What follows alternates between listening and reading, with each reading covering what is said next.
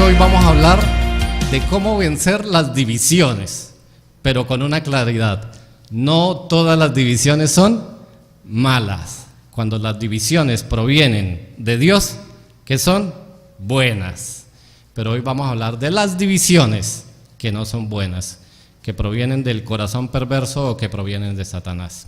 Así que en estos últimos domingos hemos estado haciendo un recorrido por el libro de Nehemías, este hermoso libro, y vimos cómo Dios ha levantado a este Nehemías, de alguna manera lo ha colocado al lado del rey, de una manera estratégica para darle una misión muy importante, que es ir a más de 1500 kilómetros para restaurar la ciudad que él ha escogido, a Jerusalén, para restaurar los muros. Ya para esta época han restaurado el templo, pero Dios sabe que necesita consolidar la restauración de Jerusalén, porque es un símbolo de la relación espiritual de su pueblo con él. Así que también hemos hablado que el libro de Nehemías le podemos dar la aplicación. Podemos tener un panorama cuando Cristo dijo: edificaré mi iglesia. Así que si Dios, por medio de Jesucristo, es el constructor, esta obra va a ser ¿cómo? Buena. Va a ser una obra divina. Y el libro de Nehemías, la reconstrucción de estos muros, nos está hablando Dios. Tiene una aplicación literal, pero también tiene una aplicación espiritual para nosotros que tiene que ver ¿con qué? Con la edificación de la iglesia.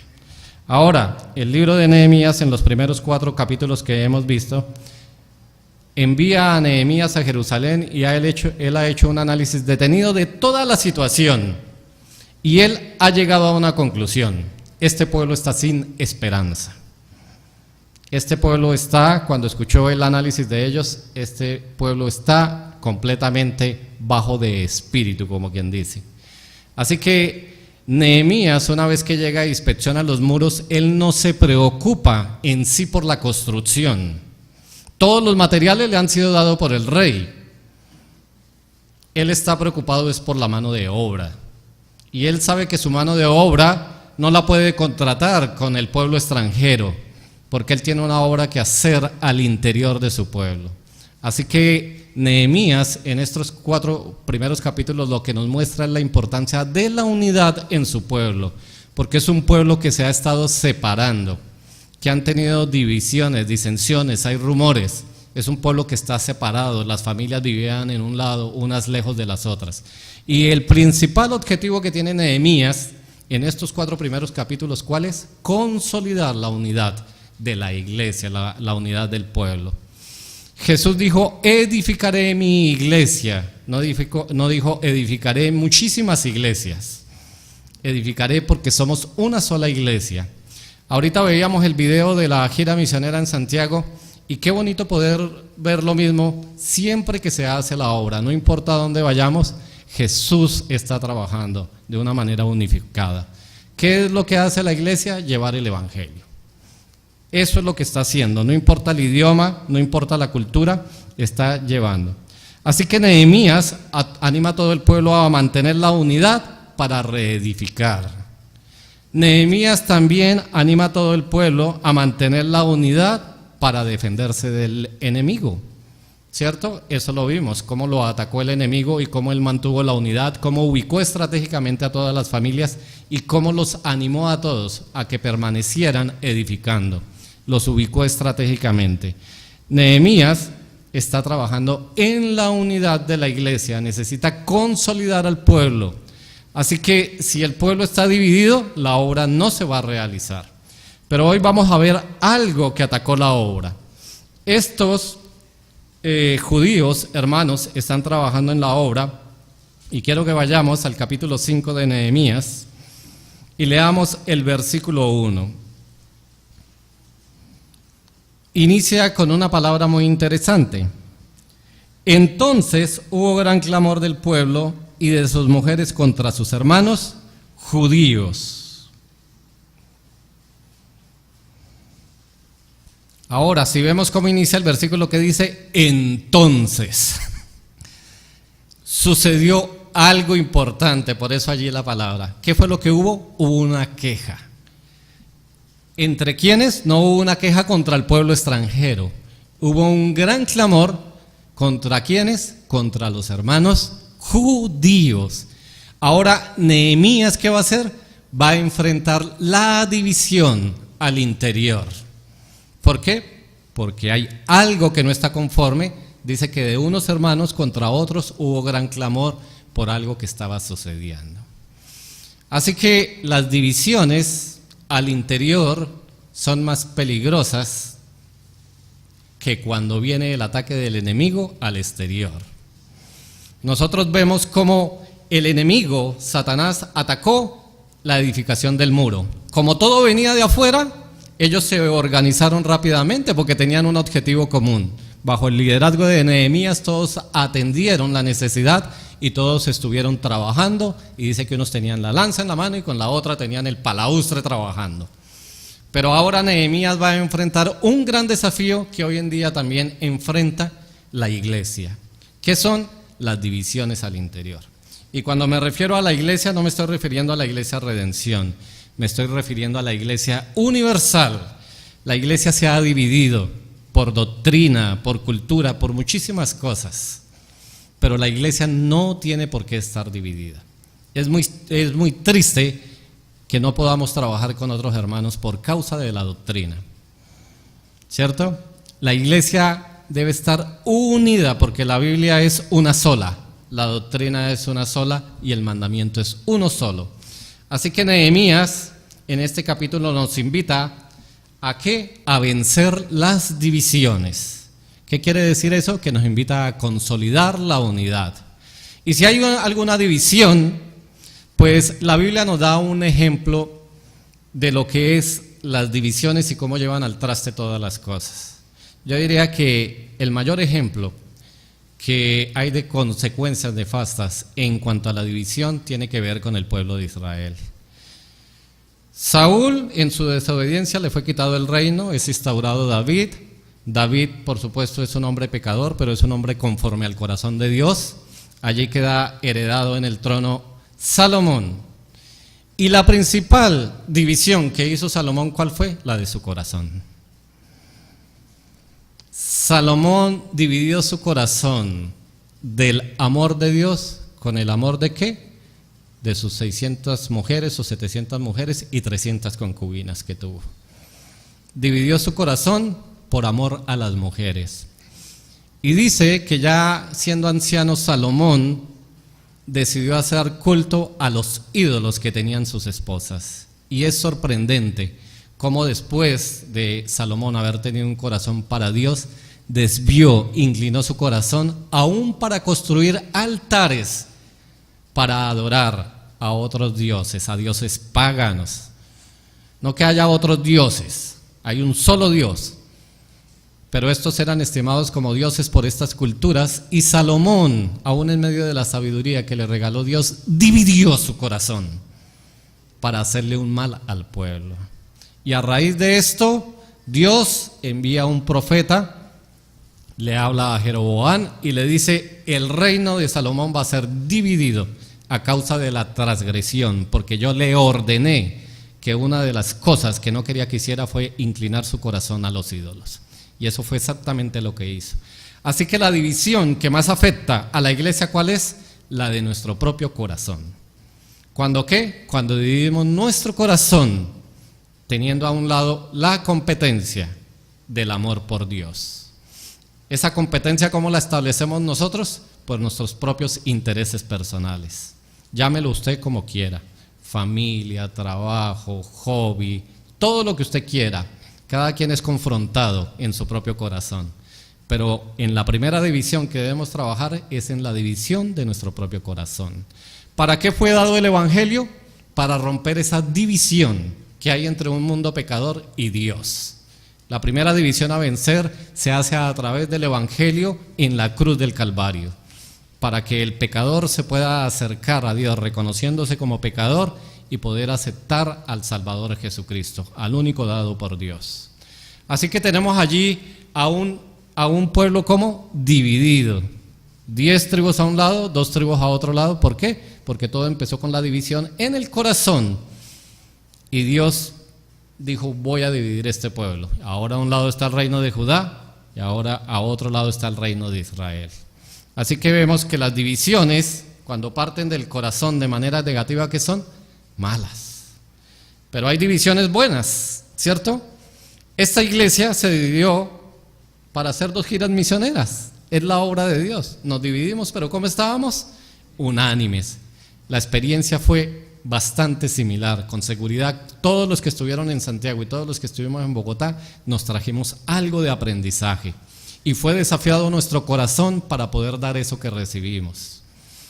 Eso es unidad en la iglesia, eso es unanimidad, no importa en el lugar que estemos. Pero en este caso vamos a ver cómo el pueblo es atacado con una división. Así que dice que hubo un gran clamor, definitivamente que hubo división. Después de que están unidos en la batalla, en la construcción, hay confianza para decir, no estamos de acuerdo con lo que están haciendo nuestros hermanos. ¿Y qué era lo que estaba sucediendo? Bueno, lo que estaba sucediendo era que los hermanos judíos que estaban acomodados, entre comillas, ¿qué hicieron? Empezaron a prestar dinero. Era algo que estaba prohibido en la ley, completamente prohibido. No vamos a leerlo porque ya eso es parte del estudio, lo conocemos en la ley, pero estaba completamente prohibido. El Señor dijo, cuando tu hermano pobre se juntare a ti, tú tienes que bendecirlo. No le vas a cobrar la comida, no le vas a cobrar intereses, no le vas a prestar dinero, sino que lo vas a ¿qué? A ayudar. ¿Pero qué hicieron estos hermanos judíos? Tomaron el mal ejemplo. ¿A quién estaban imitando? Estaban imitando precisamente a la gente que los tenía en opresión. ¿Qué era lo que hacía la gente que vino de Babilonia? Bueno, tomaron sus tierras, se las dieron en alquiler y les cobraban impuestos. Y ahora ellos, ¿qué están haciendo? Están imitando lo malo. Así que la primera enseñanza, gran enseñanza que nosotros podemos tener es que nosotros debemos ser cuidadosos a quién imitamos. ¿Qué es lo que estamos imitando y qué es el ejemplo que nosotros estamos dando para que nos imiten? Pablo dijo, imitadme a mí como yo imito a Cristo. Y el mismo Señor Jesús dijo, imitadme a mí, que soy manso y humilde. ¿Qué quiere decir? Que nosotros debemos discernir todo a través de la palabra de Dios para saber a quién debemos imitar. No debemos imitar solo porque la gente es guapa, porque la gente es elocuente, porque la gente tiene un buen léxico. No, de eso no se trata. Nosotros vamos a imitar con el ejemplo de la Biblia. Y ese es nuestro desafío. ¿Será que yo puedo decir hoy en día, imitadme a mí como yo imito a Cristo y soy digno de ser tomado como ejemplo? Pues eso es un desafío para el corazón de cada uno de nosotros. ¿Qué es lo que estoy haciendo en pro del Evangelio? Entonces, el desafío es grande, ¿cierto? Porque nuestras luchas también son grandes. Ahora, el principio para aprender hoy, y me gustaría que lo apuntara, es vencer las divisiones es una prioridad. Vencer las divisiones es una prioridad. ¿Por qué? Porque si nuestro corazón está dividido, pues el mismo Señor Jesús dijo, toda casa dividida no va a haber victoria. Necesitamos tener un corazón unánime en comunión con Jesús. Lo primero que debe estar tú seguro es que tú tienes una comunión personal con Jesucristo. Si no, tu corazón puede estar dividido con otros intereses personales. El mundo nos desafía cada vez más en contravía de los principios de la palabra de Dios. Ese es el gobierno de Satanás en este mundo. Atacar los principios de Dios y a veces lo hace de manera frontal, pero la estrategia que tiene hoy en día, ¿qué es? De manera, ¿cómo? Tenue, infiltrada, para que todo vaya suavecito, suavecito, ¿no? Y el mundo ha ido cambiando poco a poco, poco a poco, poco a poco. Entonces, a través de este capítulo vamos a ver la estrategia que Dios le regaló a Nehemías para poder combatir la división a que él se enfrentó en esa época. Los invito entonces a mantenerse allí en el capítulo y vamos a leer rápidamente del 1 al 5. Entonces hubo gran clamor del pueblo y de sus mujeres contra sus hermanos judíos. Había quien decía, Nosotros, nuestros hijos y nuestras hijas somos muchos. Por tanto, hemos pedido prestado grano para comer y vivir. Y había quienes decían, hemos empeñado nuestras tierras, nuestras viñas y nuestras casas para comprar grano a causa del hambre. Y había quienes decían, hemos tomado prestado dinero para el tributo del rey sobre nuestras tierras y viñas. Ahora bien, nuestra carne es como la carne de nuestros hermanos, nuestros hijos como sus hijos, y aquí que nosotros dimos nuestros hijos y nuestras hijas a servidumbre, y algunas de nuestras hijas lo están ya, y no tenemos posibilidad de rescatarlas, porque nuestras tierras y nuestras viñas son de otros. Pues el panorama no es nada alentador. ¿Será que podemos tener un ejemplo hoy en día? Pues en muchas naciones está sucediendo lo mismo. El panorama no es nada alentador. No hay comida, la gente está empeñando sus casas, la gente está empeñando sus bienes para poder tener dinero. Y hay gente que se aprovecha de esto con la usura. Así que la queja que tiene este pueblo es que sus propios hermanos están haciendo esto, en contravía de lo que mandaba la ley. Así que lo primero para mantener la unidad es escuchar los problemas con detenimiento. Y aquí debemos tener discernimiento espiritual, porque una cosa es escuchar problemas que tienen asidero y otra cosa es escuchar los chismes que tienen las personas por decir. Así que Nehemías, con entendimiento, escribe aquí, había quien decía, y lo dice en estos versículos 3 veces. ¿Qué quiere decir? Que Nehemías estaba escuchando con detenimiento las quejas que tenía el pueblo. Y no solo las estaba escuchando, sino que estaba tomando la precaución de cerciorarse de que eran ciertas, por lo que está escrito. Así que él está ante una situación que es difícil. Es un pueblo que está dominado por el pueblo babilonio y hay una hambruna. Así que la gente tiene necesidad de comer. ¿Y qué están haciendo? Recurren a sus hermanos para pedir ayuda. Y la respuesta de sus hermanos es, sí, los vamos a ayudar. Pero entonces ven, me firma las escrituras. Dice que pidieron prestado dinero y pidieron prestado hasta grano para cultivar. Pero todo lo que tenían sus hermanos, ¿qué le hicieron? Les estaban cobrando intereses y con usura, algo que estaba prohibido. Así que cuando ellos se dan cuenta que hay un líder que se está rigiendo con corazón justo a través de la palabra de Dios, ellos levantaron su clamor.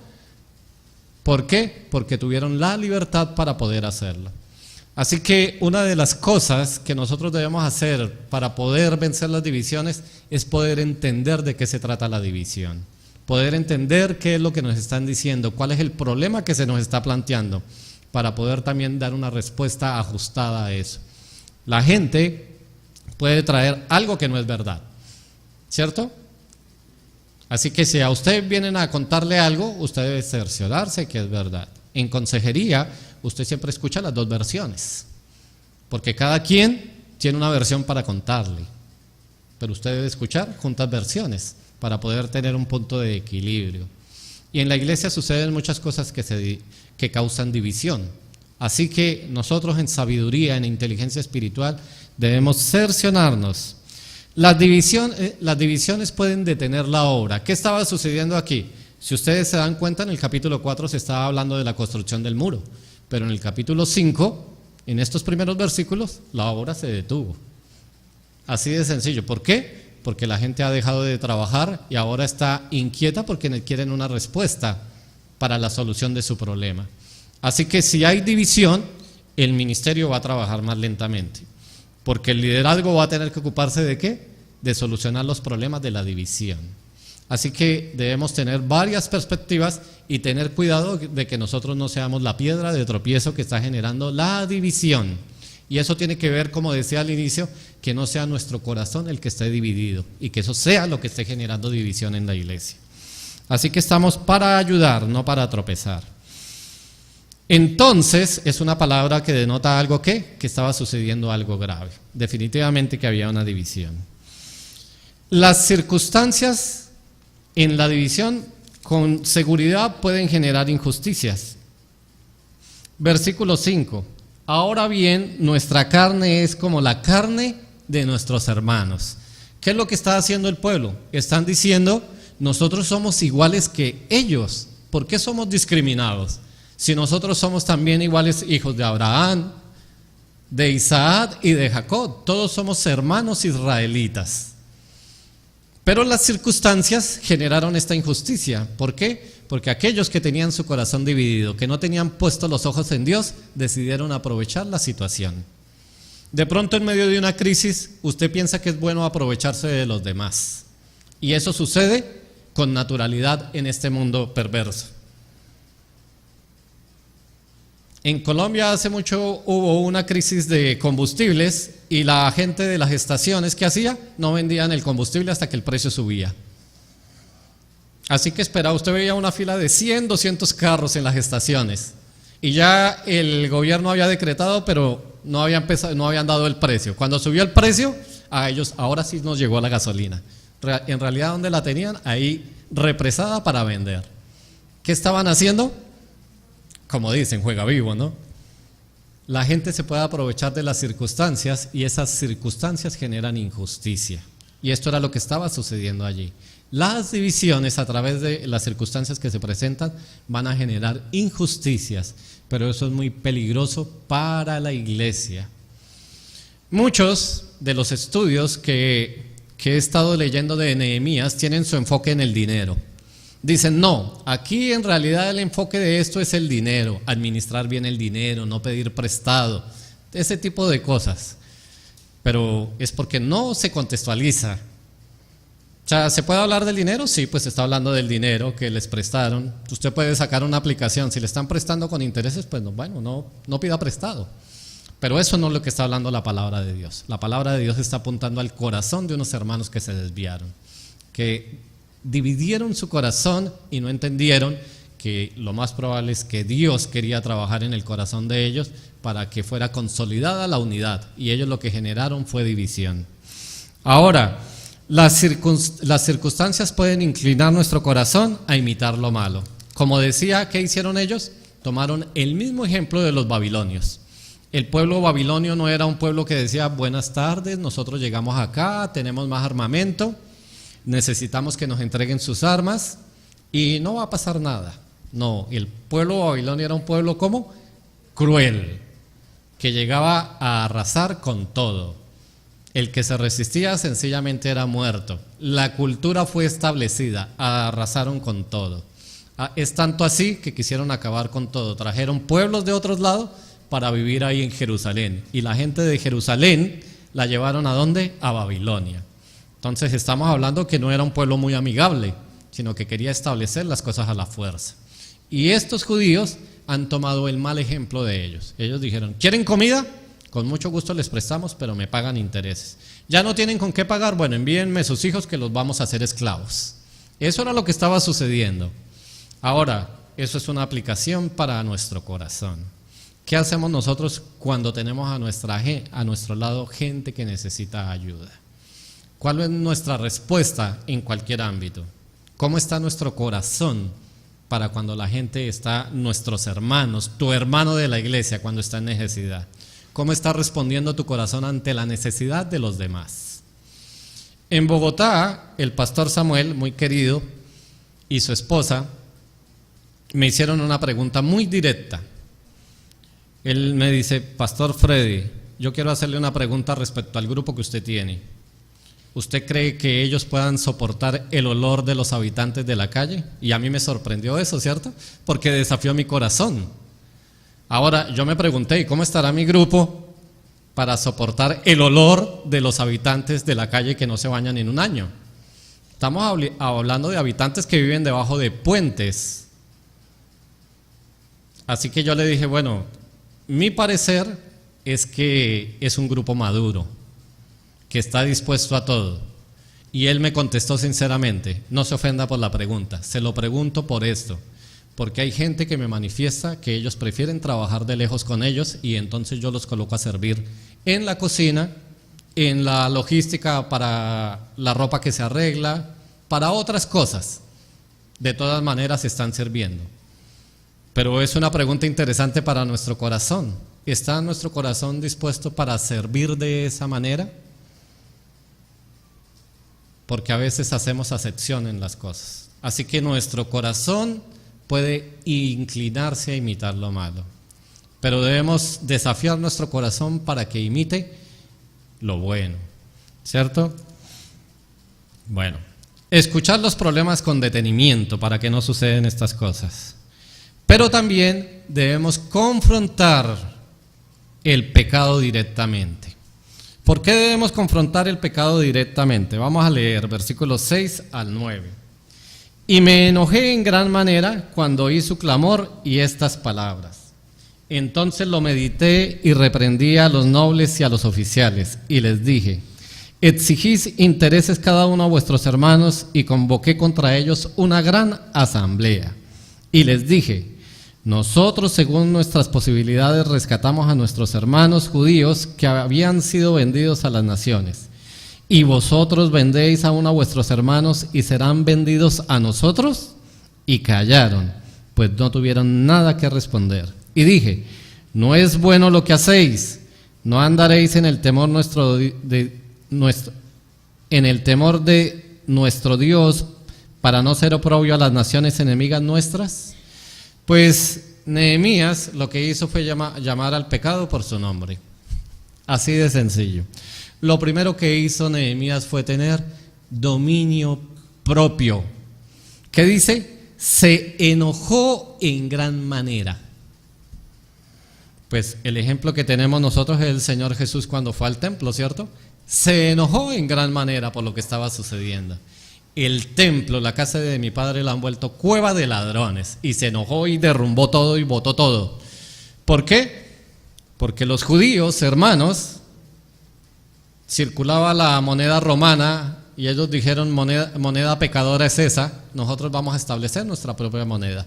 ¿Y por qué había cambistas en el templo? Igual que el MoneyGram, que el Western Union, lo mismo. Yo te cambio la moneda, pero me gano un porcentaje. Y eso era lo que sucedía.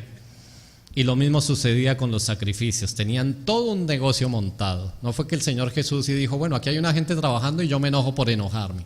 Había todo un negocio que habían montado los sacerdotes del tiempo. Y aquí Nehemías, cuando se da cuenta de esto, ¿qué dice? Se enojó en gran manera. El pecado nos llega a enojar, pero debemos meditar antes de hablar. ¿Qué fue lo que hizo Nehemías? Entonces lo medité. ¿Cierto? No debemos ser impulsivos ante el pecado de los demás. Seamos impulsivos ante nuestro propio pecado para remediarlo de inmediato. Pero ante los demás no, porque nuestra tendencia ¿a qué es? A juzgar. Así que Nehemías meditó, con seguridad que oró porque era un hombre de adoración. ¿Y qué dice?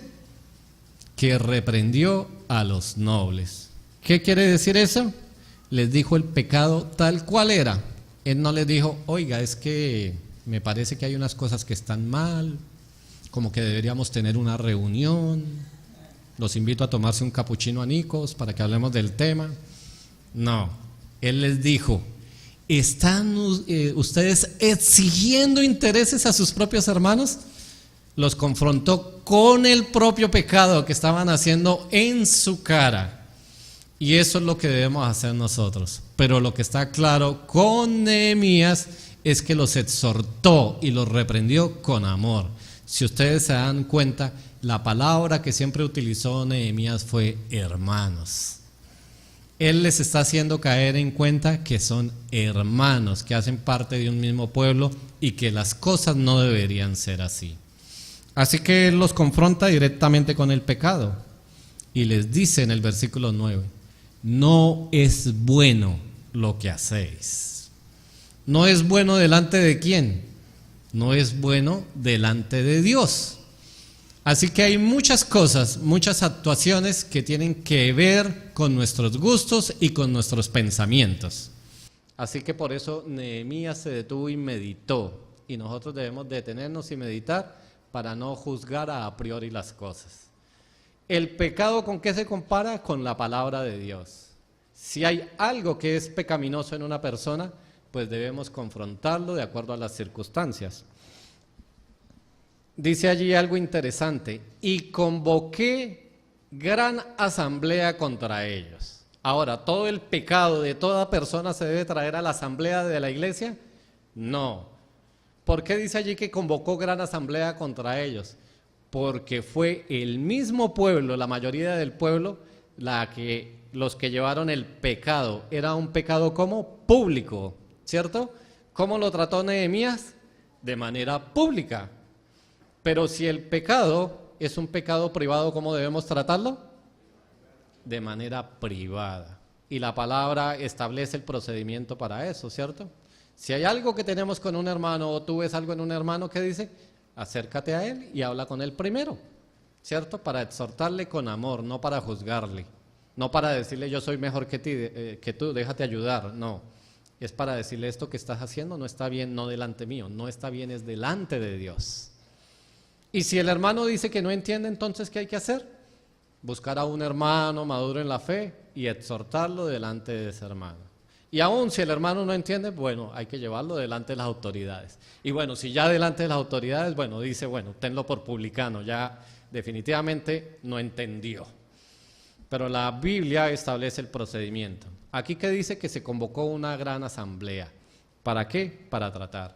Pero el pecado debe ser tratado y confrontado directamente. Y lo mismo es para nosotros.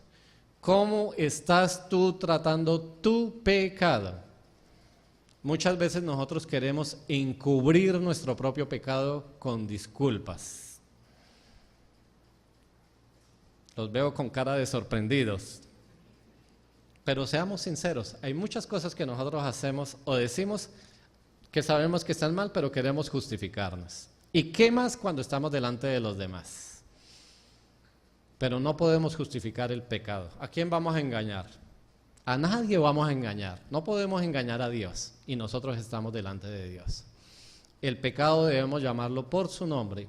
Como quien dice, a nosotros cuando nos piden los datos, ¿qué nos piden?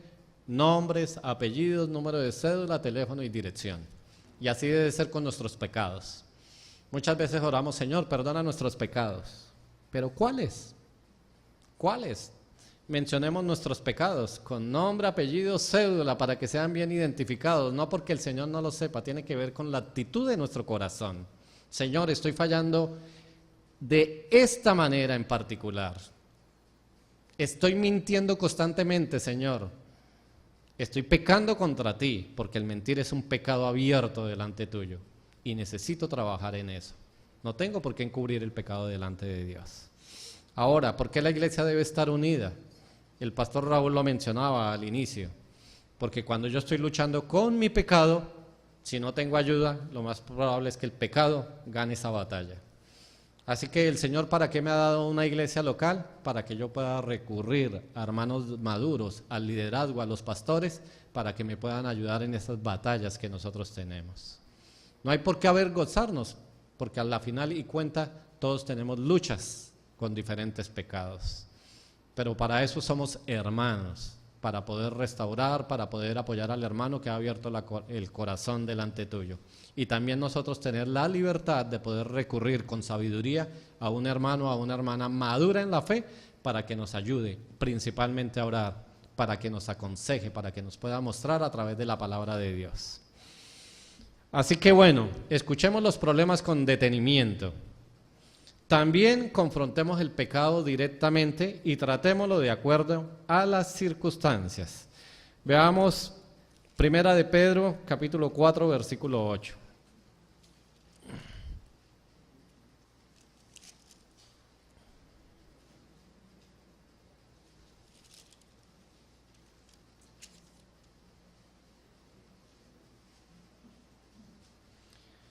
Y ante todo tened entre vosotros ferviente amor, porque el amor cubrirá multitud de pecados. ¿Qué es lo que nos une?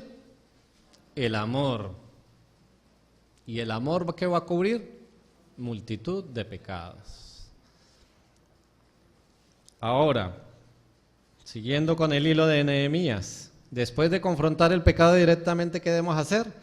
Exhortar para corregir las actitudes pecaminosas. No solo debemos confrontar el pecado, está bien, ya lo confrontamos, pero ahora ¿qué vamos a hacer? Necesitamos tomar ¿qué?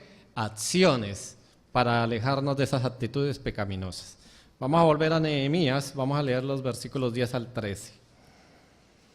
También yo y mis hermanos y mis criados les hemos prestado dinero y grano. Quitémosle ahora este gravamen.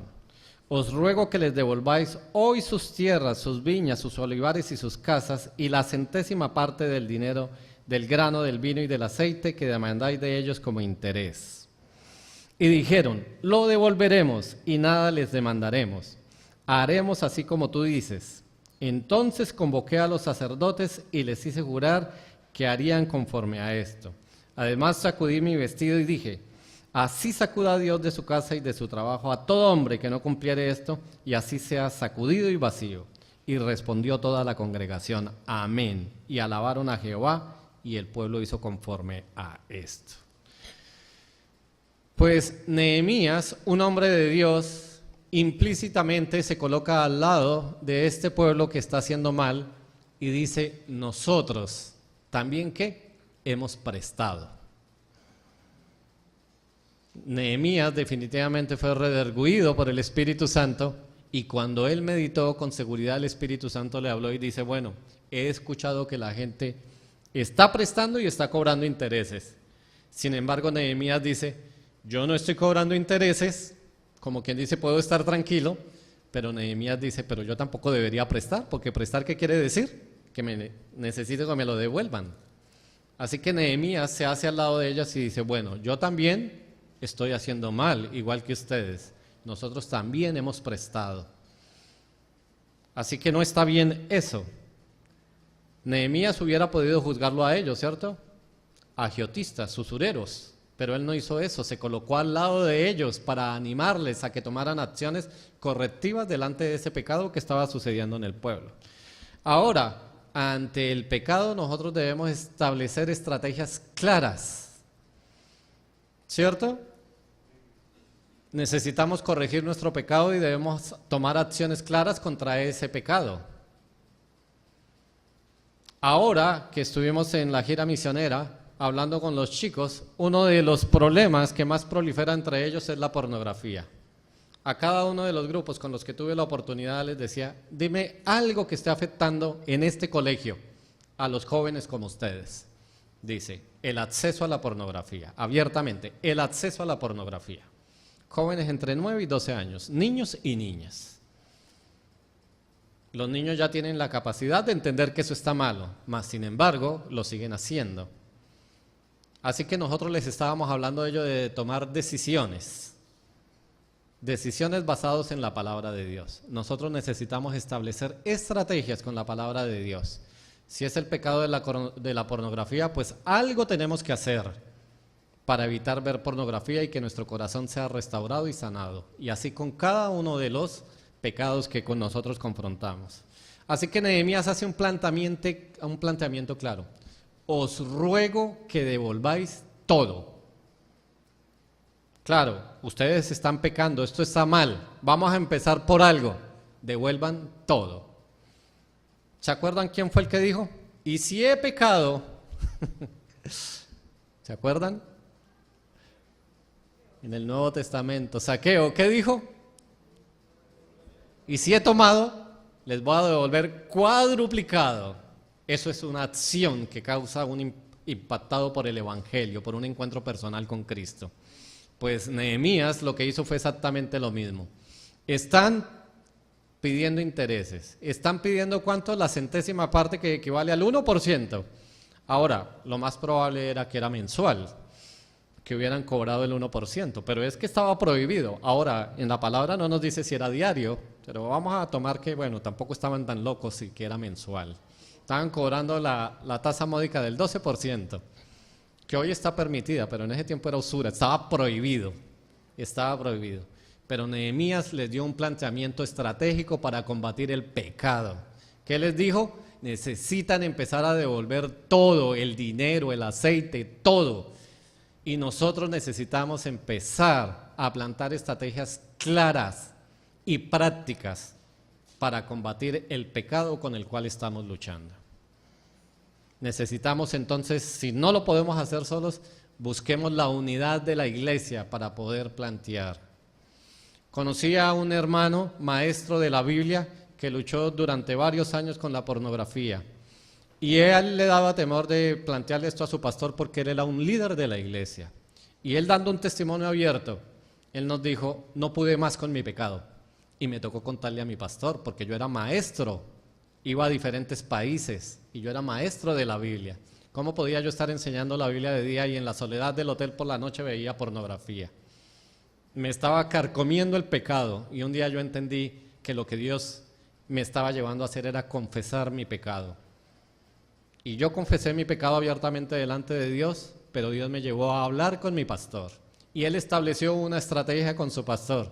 Cuando él viajaba, todas las noches hablaba por teléfono con el pastor. Y el pastor le decía: ¿qué estás viendo?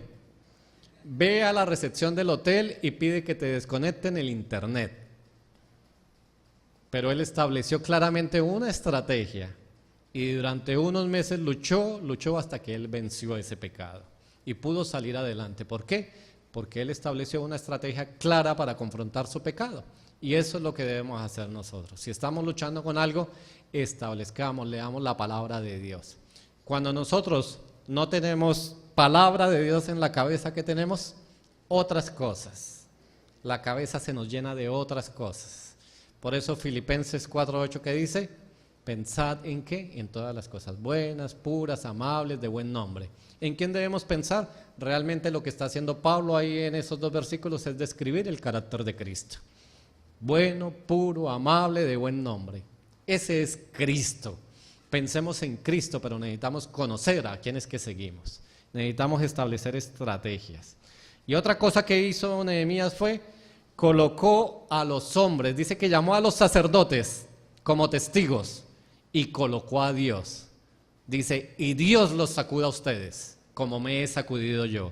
¿Qué hizo Nehemías? Planteó una estrategia clara. Llamó a testigos. ¿Ustedes se van a comprometer a hacer esto? Sí, nosotros lo vamos a hacer y vamos a devolver las cosas. No quiero palabrería, vamos a comprometernos aquí delante de la congregación y delante de Dios. Fue un desafío al corazón. Porque ¿qué dice la palabra? Es mejor que no prometas a que prometas y no cumplas. Y eso es un mandamiento de la palabra. Así que Nehemías ha desafiado el corazón de estos judíos que están cometiendo este pecado y trajo a los sacerdotes como testigos, a hombres como testigos. Ahora nosotros podemos hacer lo mismo como estrategia. Vamos a traer un par de hermanos para comprometerme delante de ellos que voy a luchar frontalmente contra mi pecado, cualquiera que sea. Y también delante de Dios, porque es el compromiso delante de Dios, porque a Él le vamos a dar cuentas. Y por último, para mantener la unidad, debemos dar ejemplo con un buen testimonio. Versículos 14 al 19. También desde el día que me mandó el rey que fuese gobernador de ellos en la tierra de Judá, desde el año 20 del rey Artajerjes hasta el año 32, 12 años, ni yo ni mis hermanos comimos el pan del gobernador. Pero los primeros gobernadores que fueron antes de mí abrumaron al pueblo y tomaron de ellos por el pan y por el vino más de 40 siclos de plata, y aún sus criados se enseñoreaban del pueblo. Pero yo no hice así a causa del temor de Dios. También en la obra de este muro restauré mi parte, y no compramos heredad, y todos mis criados juntos estaban allí en la obra. Además, 150 judíos y oficiales y los que venían de las naciones que habían alrededor de nosotros estaban a mi mesa. Y lo que se preparaba para cada día era un buey y 6 ovejas escogidas.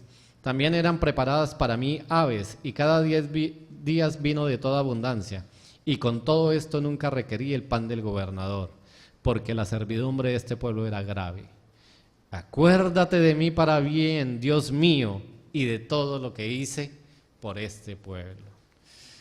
Pues Nehemías está concluyendo este capítulo ¿cómo? Diciendo: yo no hice así. Nehemías es un hombre lleno de palabra de Dios. Y a pesar de que en algún momento fue confrontado por andar prestando, dice que él no hizo igual que los gobernadores que estuvieron antes que él. ¿Qué hicieron los gobernadores antes que él? Le cobraban a la gente, decían: este es mi cargo, tengo derecho, ¿cierto? O sea, no estaban haciendo nada ilegal, pero la palabra hoy en día, ¿qué nos dice? Todas las cosas me, ¿qué? me son lícitas, pero no todas me convienen. Nehemías entendió ese principio. Él pudiera lícitamente haberle pedido a sus hermanos, dice que les cobraban 40 ciclos de plata, que era todo un dineral. Estaban cobrando impuestos y él tenía derecho para poderlo hacer. Mas, sin embargo, él dice que no hizo así. Él no abusó de su posición, igual que hicieron los otros gobernadores. Estuvo durante 12 años. Dice que los otros gobernadores aún estaban en ese grado de altivez que le habían dado autoridad ¿a qué? A sus servidores para que también se ufanaran del pueblo, para que tuvieran autoridad sobre el pueblo. Quiere decir que estos gobernadores no estuvieron al lado del pueblo, sino sobre el pueblo.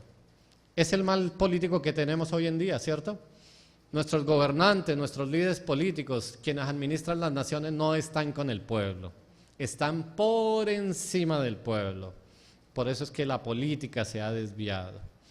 Ahora, la Biblia no está hablando de política, está hablando del corazón. Pero si nuestros políticos tuvieran un corazón de amor, con seguridad entenderían las necesidades y estarían al lado del pueblo y no sufrirían los pueblos tanto como están sufriendo. Así que no debemos abusar de la posición. Dice el versículo 16, también en la obra de este muro restauré mi parte. Nehemías, siendo el gobernador, hubiera podido organizar a todo el pueblo y haber dicho, tú haces esto, tú haces esto, tú haces esto. Pero él que dijo, yo también reedifiqué mi parte, yo también tuve manos en la obra. ¿Por qué? Porque Nehemías se hizo parte del pueblo, él quería consolidar la unidad. Y a eso es lo que apunta Cristo cuando habla de unidad, para que todos seamos uno y todos uno. La oración de Juan 17, por allá versículos 22 y 23, para que la gente entienda que tú y yo somos uno, como ellos son uno con nosotros. De eso se trata la unidad, que todos seamos uno, no unos por encima de otros. No se trata de cargos. Por supuesto, en la iglesia hay gente que tiene autoridad espiritual y que también hay cargos administrativos, pero delante de Dios somos todos iguales, todos debemos participar en la obra. Estamos edificando para compartir el evangelio, todos debemos participar en esa obra hermosa que el Señor nos ha llamado. Así que todos debemos trabajar por igual. Versículos 17 y 18. ¿Qué hacía Nehemías? Algo sorprendente. ¿A cuánta gente invitaba a la mesa todos los días? A 150. Dice que cada día mataban un buey. Esa parrillada debió ser bien buena, ¿cierto? 150. Nosotros hacemos una parrillada por allá cada año. Y dice que Nehemías todos los días hacía una parrillada. Un buey y 6 ovejas para 150 personas. ¿Sería el corazón de Nehemías generoso? Ni siquiera cobraba impuestos, pero él de su corazón, eso se llama liberalidad, dar con generosidad. Eso lo debemos aprender nosotros, dar sin ningún interés. Él tomaba de lo suyo y decía que todos vengan, y decía que cada 10 días también había un buen vino ahí para todos. Hay que dar, eso es un buen testimonio. El Señor Jesús dice, ustedes son la luz del mundo. Que vuestra luz brille para testimonio de los demás y así puedan glorificar a mi Padre que está en los cielos. El Señor nos manda a que nosotros hagamos buenas obras a causa del Evangelio. ¿Para qué? Para que el mundo vea que la iglesia es portadora del Evangelio, que hay algo diferente. No solo con nuestras palabras. En Colombia había una publicidad que decía, una imagen vale más que 1000 palabras. Y eso es así. El mundo está examinando a la iglesia. El mundo tiene la lupa sobre cada uno de nosotros. ¿Para qué? Porque el mundo está viendo cuál es la diferencia, qué es lo que nosotros estamos haciendo diferente para decir, la iglesia de Cristo es algo diferente. Así que debemos ser cuidadosos en cada circunstancia de nuestra vida, sea que tratemos con personas por pocos minutos o por muchos años, porque la gente está viendo. Cuando la gente tú le dices que eres cristiano, tiene una doble prioridad para juzgarte, ¿cierto? Si no saben que tú eres cristiano y haces algo, bueno, la gente lo deja pasar, pero si tú eres cristiano, la gente inmediatamente te lo saca en cara. ¿Cómo haces tú eso, tú que eres cristiano? ¿No que dices que eres cristiano? Por eso debemos ser cuidadosos. Mire, ya la tecnología me está ganando una...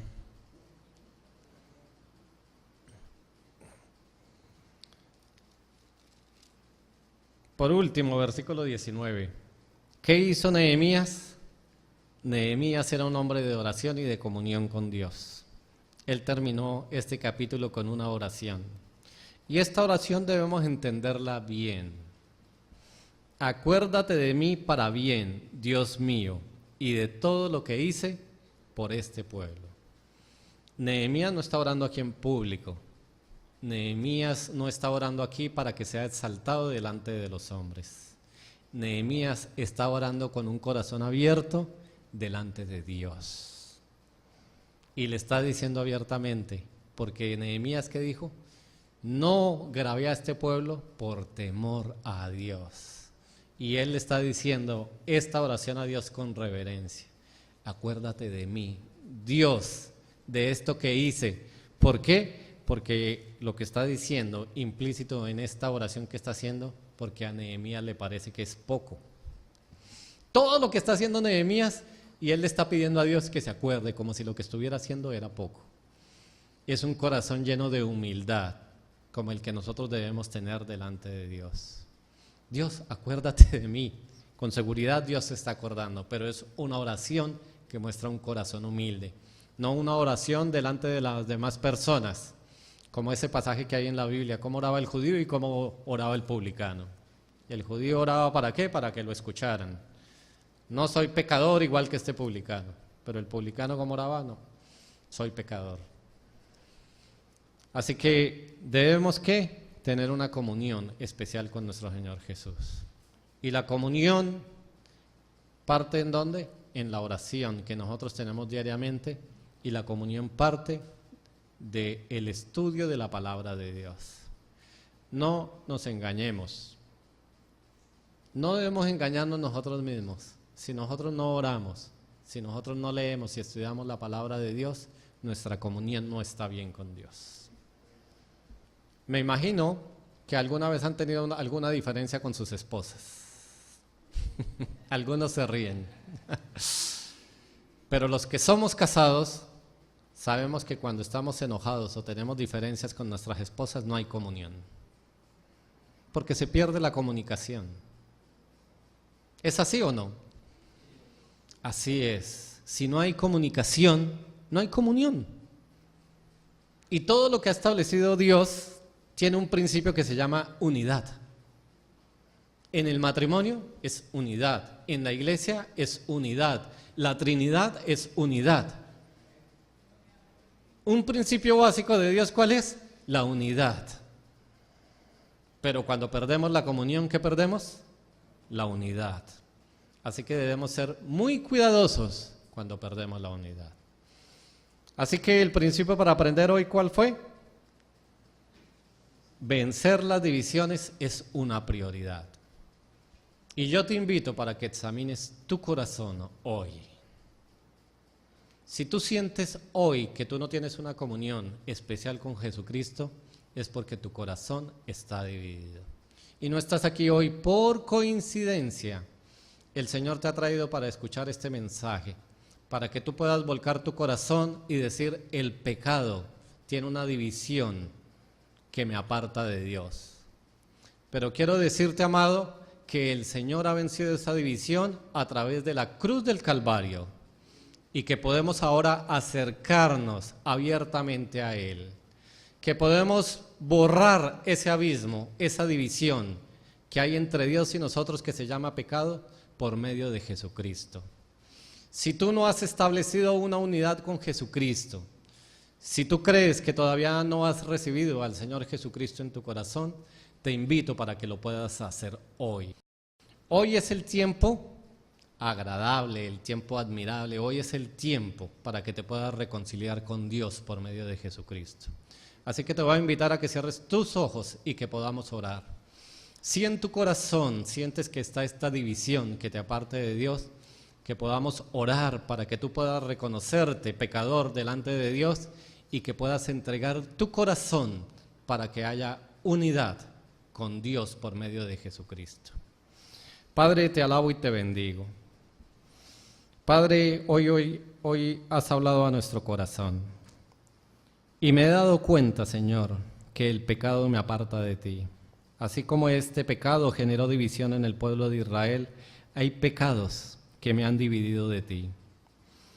Padre, quiero tener unidad contigo, quiero tener comunión contigo, que esas divisiones sean borradas, Señor.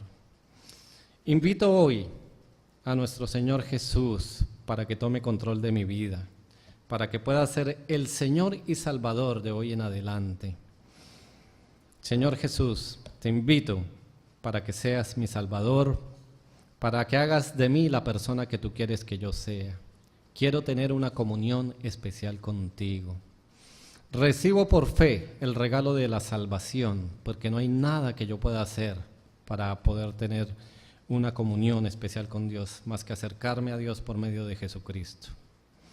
Gracias, Padre, por la obra de la cruz del Calvario, y hoy la acepto como un regalo de tu gracia y de tu misericordia. En el nombre de Jesús. Amén. Quiero decirte que si tú has podido hoy invitar a Cristo a tu corazón, has salvado la mayor división, una división que generaba muerte para ti, muerte eterna. Pero si has podido recibir hoy a Cristo en tu corazón, te doy las buenas nuevas del Evangelio, que ahora vas a disfrutar de vida eterna. Quiero concluir, y el grupo de alabanza, si quiere, puede ir pasando. Como iglesia seremos desafiados externamente e internamente, pero nuestro amado y glorioso Señor Jesucristo desea una iglesia unida en amor por causa del Evangelio. Así que te voy a dar, allí en el boletín tienes, imitemos a Dios en amor, y allí están los versículos. Imitemos a Jesús y a los apóstoles que recibieron su palabra con un corazón dispuesto. Imitemos una vida de trabajo diligente y ordenada, como lo hizo el apóstol Pablo. Imitemos la fe y la paciencia de los héroes de la fe, como Abraham, como Gedeón y como muchos otros. Imitemos el buen testimonio de los apóstoles que están establecidos y de muchos otros hombres que tienen testimonio en la Biblia. E imitemos a las demás iglesias que están en padecimiento por causa del Evangelio. Vamos a orar. Padre, te alabamos y te bendecimos. Gracias, Señor, por la palabra que nos has dado hoy. Que sea tu Santo Espíritu, Señor, grabándola en nuestros corazones. Padre, que podamos entender aquellas divisiones que están en nuestro corazón, Señor, para que podamos trabajar en ellas a través del Evangelio. Ayúdanos a amar a nuestros hermanos, a ser siervos de ellos, a ser como ellos, Señor, a entregarnos a ellos, a ser humildes como ellos, Padre del cielo. Que podamos tomar el ejemplo de Jesucristo, que aun siendo Dios no estimó ser igual a Dios, sino que se hizo hombre, y aun como hombre se humilló y se entregó a muerte de cruz.